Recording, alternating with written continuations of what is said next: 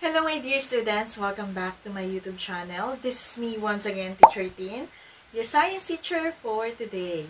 So, kung bago ka pa lang sa channel na ito, huwag kalimutang mag-subscribe, like, and hit the notification bell for more updates in Science 8.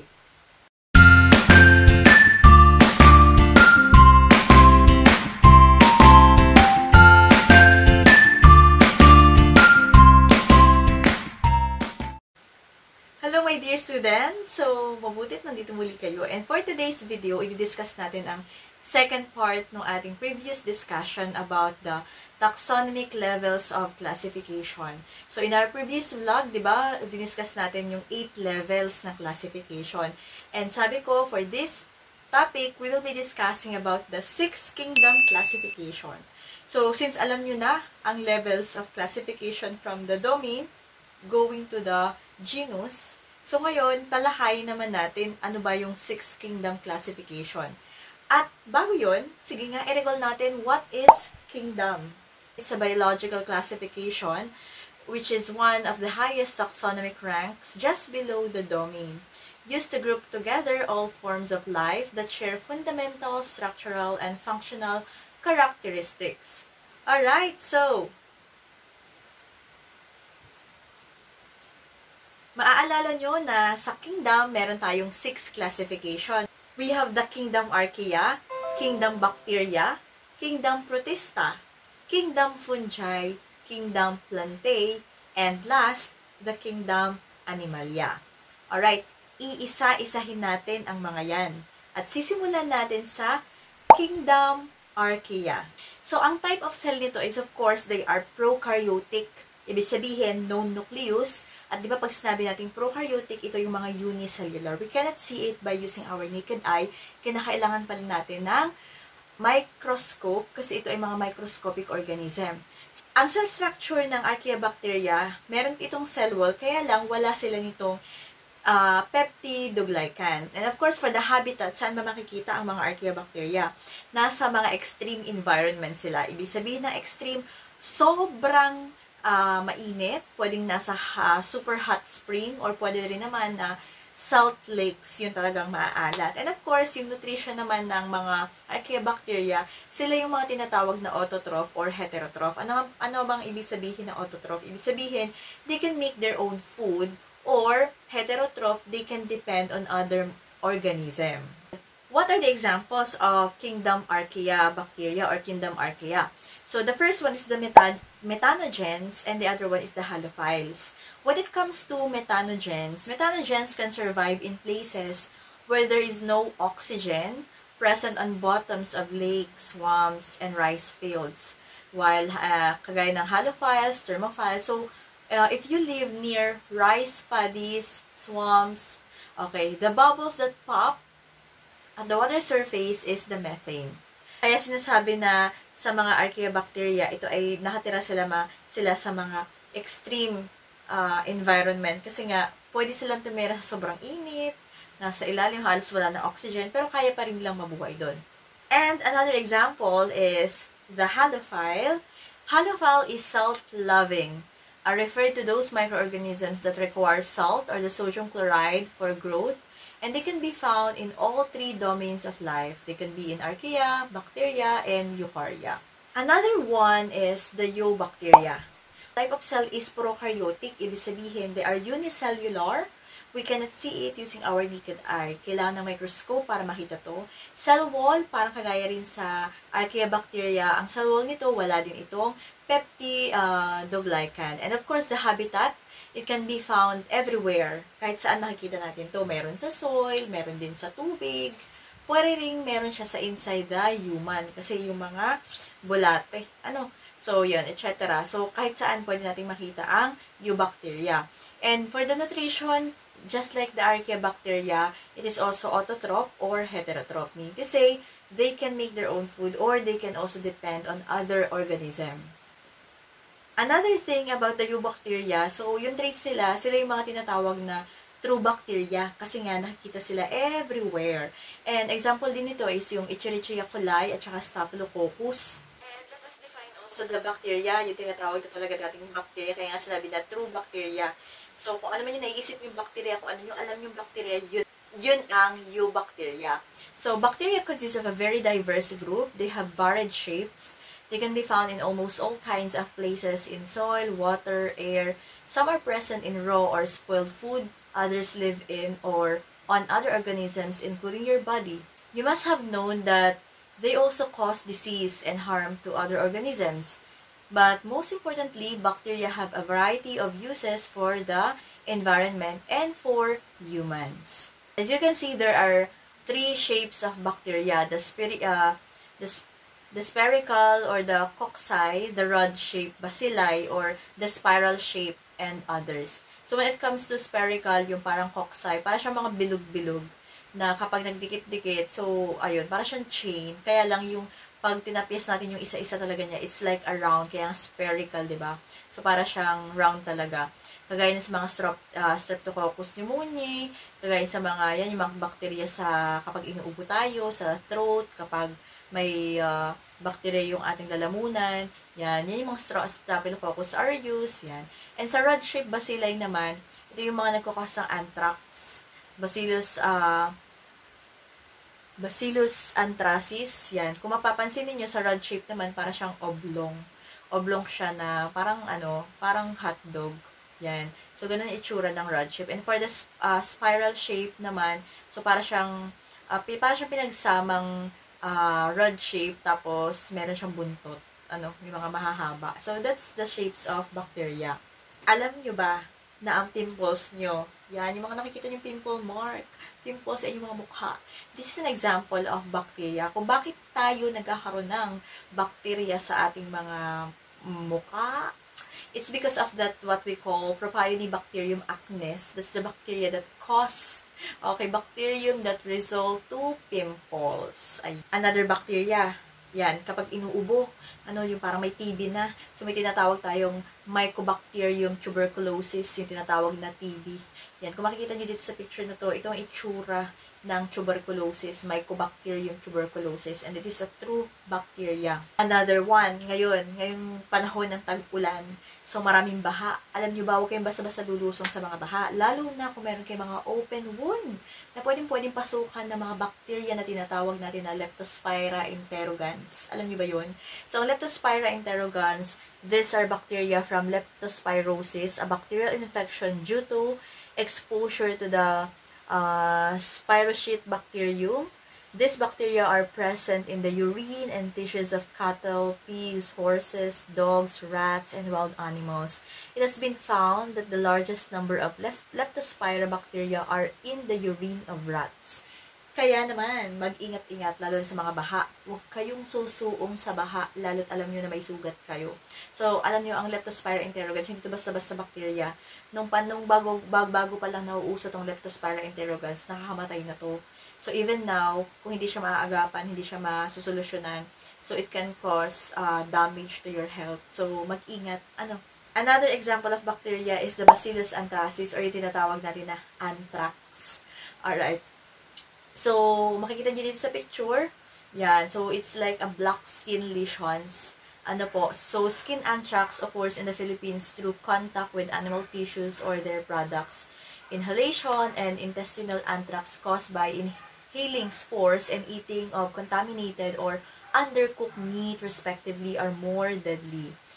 And of course, ano ba ang nagiging panlaban natin sa mga ganitong klaseng bakterya? Syempre, may tinatawag tayong antibiotics, di ba? Kapag tayo ay inuubo, sinisipon, syempre meron niyang bakterya sa katawan natin, kaya tayo may ganong klaseng sakit. So, di ba, ang nire-reset agad ng mga doktor is antibiotics. Kaya lang antibiotics, you cannot buy any antibiotics over the pharmacy, over the counter, na wala kayong reseta. You need a prescription of the doctor. Kasi ang antibiotics, hindi siya basta-basta iniinom.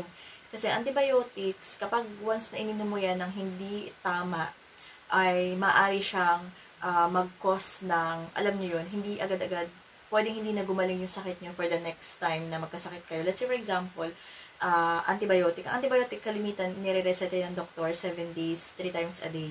So, may mga pagkakataon kasi na niresetahan ka ng doktor, tapos 2 days pa lang, ay parang magaling na ako, mawala na yung ubo ko, hindi na masakit yung lalamunan ko, tinitigil nyo ang antibiotic. Mali yun. Kasi ang sabi ng doktor, kapag daw tinigil nyo yun, hindi lahat na, kasi once na nawala na kasi yung symptoms na nararamdaman mo, hindi ibig sabihin na wala na rin yung bacteria doon. Nandun pa yun. Hindi lang natin, nawala na lang yung symptoms mo, pero andun pa yung bacteria. So, kailangan siyang patayin within 7 days.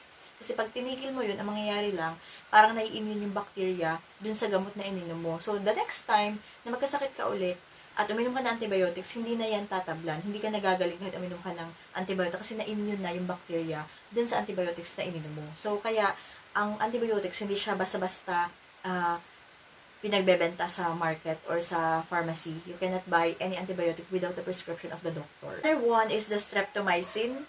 Ayan, yung streptomycin naman, this is an antibiotic used to treat tuberculosis. And of course, may tinatawag din naman tayong Streptomyces gracious.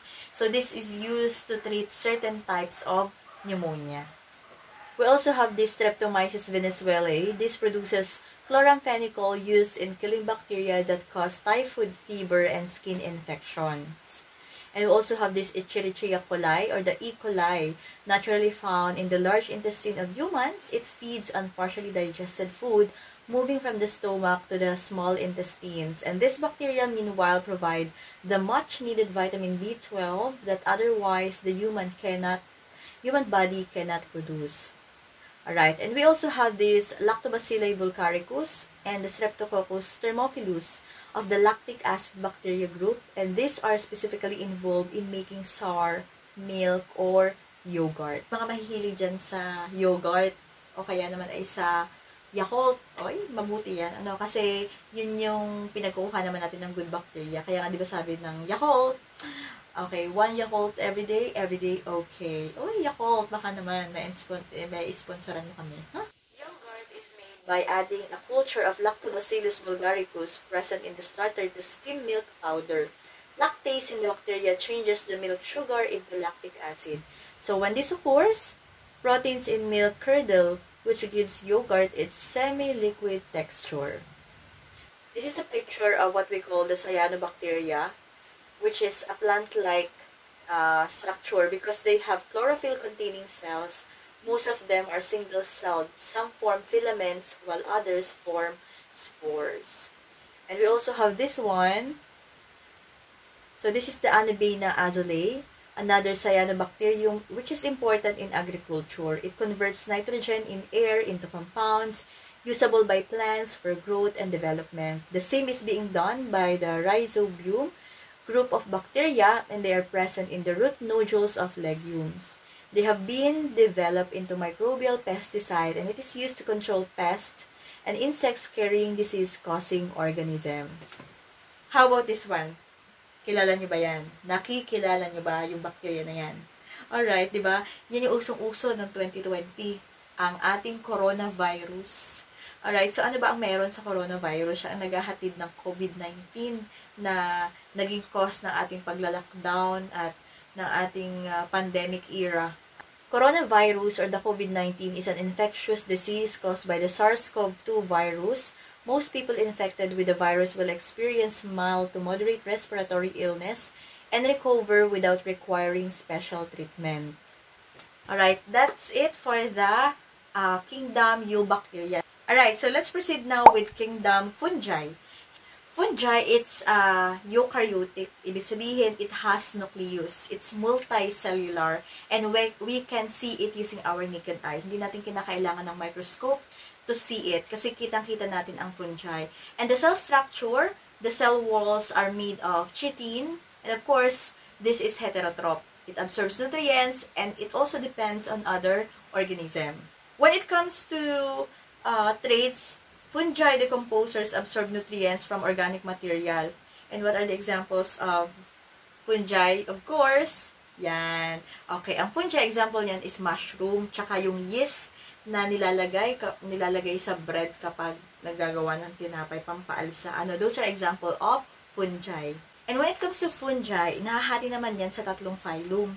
Phylum Ascomycota, phylum Basidiomycota, and number 3, Deuteromycota. So, anong pagkakaiba ng tatlong yon? Ascomycota mushrooms, it includes surface-growing species of fungi with sacs such as the popular genera, the edible Morchelias sp. known as morels, and the subterranean tuber sp. known as chaffels. And another one is the Basidiomycota mushroom with large fruit and bearing. Many species are edible but also include the poisonous Amanita sp. that resemble the edible Agaricus sp. at certain stages of growth. And the last one is the Deuteromycota molds or yeast. Mold fungi are microscopic. Okay, these include pathogenic yeast, molds, and phleomorphs. The genera of high clinical interest include the Aspergillus, Penicillin, Chaetomium, and Candida. Next, we have the Plantae. Ayan, Kingdom Plantae or the Plant Kingdom. Of course, Plant Kingdom, dahil kitang-kita ng ating naked, ayan. So, it is eukaryotic. Okay, the cell walls are also made of cellulose, and it is autotroph, meaning to say they can make their own food through the photosynthesis. Okay, so since ito ay eukaryotic, ayan, so ito ay multicellular autotrophic. It can photosynthesize, diba? So, ano yung mga examples ng plant kingdom?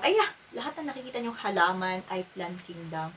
Trees, grasses, ferns, mosses, yan. Mga tanim ng nanay nyo, mga plantito, plantita, yan. Plant kingdom yun. And when it comes to plants, so we have two classification, the seed-growing plants and the non-seed-growing plants. So when it comes to seed-growing plants, it is divided into two, what we call the angiosperm and the gymnosperm. When it comes to angiosperm, it is the flower-growing plants. Ibig sabihin, ito yung mga halaman na nagbibigay ng bulaklak. While gymnosperm, ito yung mga non-flower-growing plants. So kahit anong gawin mo dyan, hindi yan mamumulaklak. So when it comes to angiosperm, it is divided into two, the dicot or the dicotyledon and the monocot or the monocotyledon.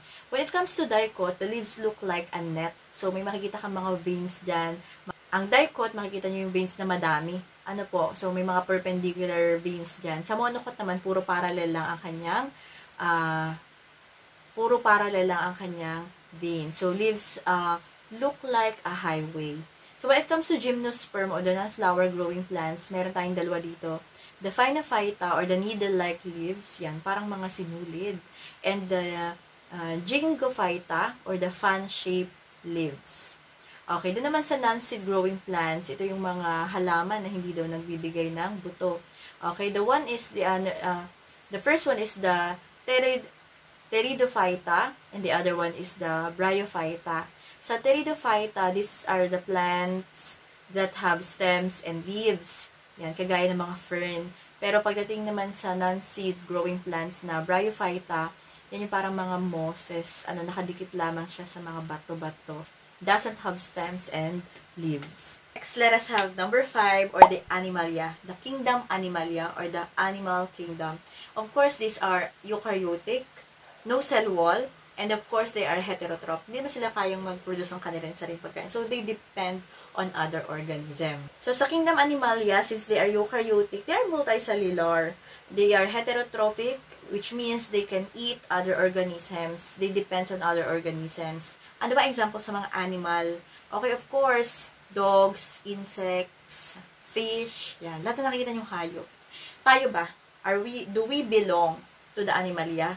Yes, of course. Humans belong to the kingdom Animalia.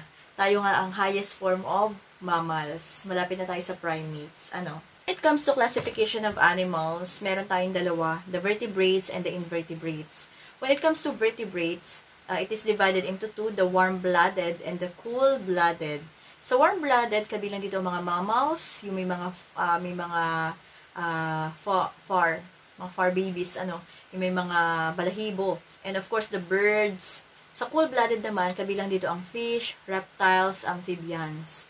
So, when it comes to invertebrates naman, divided naman ito sa two, with jointed legs and without legs. So, without legs, of course, andyan yung mga worm-like, mga bulate, earthworm, fluke, tapeworm, non-work-like, so snail, jellyfish, octopus. So, yung may mga jointed legs naman, okay, with 3 pair of legs, meron tayong ant, cockroach, ladybug, at with more than 3 pairs of legs, meron tayong scorpion, spider, shrimp. So, those are the different classification of animals. And the last one is the kingdom Protista. So, when it comes to kingdom Protista, yan, eukaryotic din yan. So, ibig sabihin, multicellular din sila. They have some have cell walls, others do not. And of course, some of them are autotrophs and some of them are heterotrophs. When it comes to Protista, ayan, so this is an example of kingdom Protista. Makikita natin dito yung kaniyang body parts. Yung number 1, that's the pellicle. Number 2, that's the nucleus. Meron siyang chloroplast, yun. And then, meron din siyang flagellum, yung number 4, yung parang buntot. Number 5, the eye site, or the eye spot. And number 6 is the contractile vacuole. So, most of them are unicellular, but some are multicellular, very diverse. And examples ito is amoeba, paramecium, algae. And it can also be like plant, pwedeng animal-like or fungus-like. So, pagdating pala sa Protista, so, eukaryotic talaga siya. Kaya lang, may mga ibang Protista na medyo unicellular siya. So, pag unicellular, medyo may pagka-prokaryotic. Kasi nga, yung Protista, medyo nakakalito lang yung structure niya. Kasi it can be plant-like, animal-like, or fungus-like. And when it comes to kingdom Protista, it is divided into 3. Can be classified into 3. The plant-like protists, or yun yung mga algae, yung mga nakadikit sa mga bato. Animal-like protists or protozoa, and the fungus-like protists. So, sa mga plant-like protists, syempre ito yung mga photosynthetic autotrophs, gumagawa sila ng sarili lang pagkain. At nandito yung mga example niyan. Sa animal-like protists naman, protozoa, most of them are heterotrophs. It means na nakadepende sila sa other organism para sila ay mabuhay. And the fungus-like protists, they are heterotrophs. Ibig sabihin, they can also depend on other organism. Alright, so, what are those 6 kingdom classification? Alright, very good. So, we have the kingdom Archaeobacteria, kingdom Eubacteria, kingdom Fungi, kingdom Plantae, kingdom Animalia, and the last one is the kingdom Protista. Ay, very good. Mukhang mapaperfect nyo ng exam nyo, di ba? So, this is the end of our lesson vlog about the 6 kingdom classification. So, abangan nyo ulit ang ating mga susunod pang topic. Marami pa tayong i-discuss dito sa Science 8. So, thank you for watching. Thank you for listening. Sana mag-comment kayo at isa-shoutout na rin kayo sa susunod nating vlog. At sa mga sumusuporta sa ating lesson vlog na ito, thank you for always being there. Salamat sa panonood. At kung may natutunan kayo, just leave your comment below. At pupusuan natin yan. Magko-comment tayo at isa-shoutout natin yan sa susunod. So, this is me once again, Teacher Tin, your science teacher for today. So, kung bago ka pa lang sa channel na ito at gusto mong maka-perfect sa exam at gusto mong pumasa sa exam, huwag mong kalimutang mag-subscribe, like, and hit the notification bell for more updates in Science 8. Bye! And thank you!